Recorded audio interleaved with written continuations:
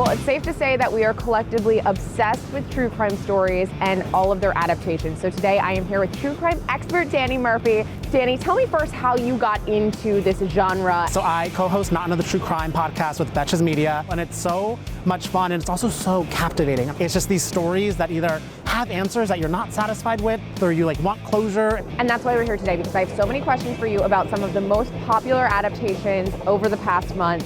And before we hit our first location, we have to talk about The Watcher, because you are from a neighboring town. I've been put in charge of watching you.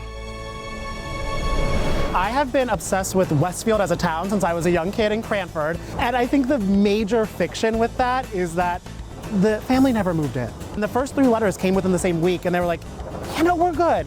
So it was just a complete fabrication. Complete and fabrication. A wild script. Okay, so our first stop has to do with Anna Delvey. Where are we going? We are going to Veronica, which is in Fotografiska, and I cannot wait to see it. Okay, so true crime fans might not know the name Veronica, but what they do definitely know is the address 281 Park Avenue South, because that is where Anna Delvey wanted to have her ADF, Anna Delvey Foundation, AKA one of her many scams. Okay. I can see why Anna Delvey saw all this and was like, I would love to scam my way into here. She's like, anything it takes.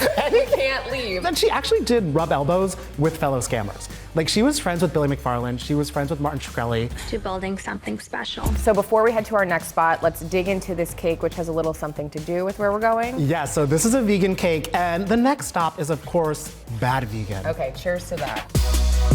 So right now, it doesn't look like much, but this is where Pure Food and Wine was, which all unfolded on Bad Vegan, the story about Sarma Mangalis and Anthony Strangis. So they ended up swindling $1.2 million from the restaurant. Then they were on the run. They got caught in a hotel room with some Dominoes.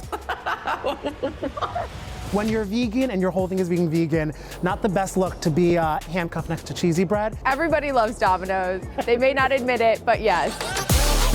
We cannot end our time together without talking about the epic Fire Festival. Fire Festival, Billy McFarland. A little known fact that I feel people don't realize, before Fire Festival, there was Magnisus, which was this luxury black card. So this was a townhouse that he lived in and threw lavish parties that you could enter with your Magnisus card. He got out this year and he's up to his old tricks. He is doing Pirate and he wants to kind of launch it as this interactive festival. And the fiction to this is he said it would happen in the Bahamas. The government there said no, and if he steps foot in the Bahamas, he will be arrested. Insane.